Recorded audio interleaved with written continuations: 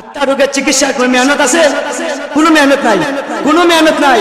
দুস্তার বুজুর্গ, আমি অহংকার নিয়ে চলতেছি, হিংসা নিয়ে চলতেছি, কৃপণতা নিয়ে চলতেছি, লোভ লালসা নিয়ে চলতেছি, কিন্তু এই চিকিৎসা করার জন্য আমার একটু চিন্তা আসে না, আমার একটু ফিকির আসে না।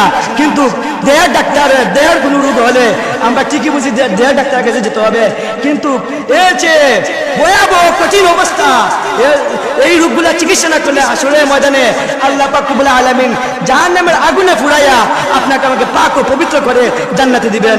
আল্লাহ পাক রব্বুল আলামিন বলেন, ইয়াউমা লা ইয়ানফাউ মালু ওয়ালা বানুন ইল্লা মান আতাল্লাহা বিকলবিন সালিম।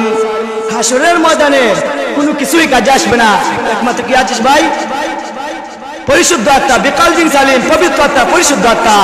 হ্যাঁ, এই জন্য বেশি বেশি করে আল্লাহ ওয়ালাদের সুহবতে যেতে হবে, আল্লাহ ওয়ালাদের খানকাতে যেতে হবে। ও ভাই দুস্থ বুজুর্গ, আপনারা একটু মন দিয়ে শুনেন। দেহের রোগ হলে আমরা কার কাছে যাই? দেহের ডাক্তারের কাছে যাই। দেহের ডাক্তার রয়েছে, দেহের রোগ হলে দেহের ডাক্তার রয়েছে, হাসপাতাল রয়েছে। ডাক্তারের শরণাপন্ন হতে হয় 40 বছর, 6 মাস, 1 বছর, হ্যাঁ, এরকম দিনকা দিন ডাক্তারের শরণাপন্ন হতে হয়।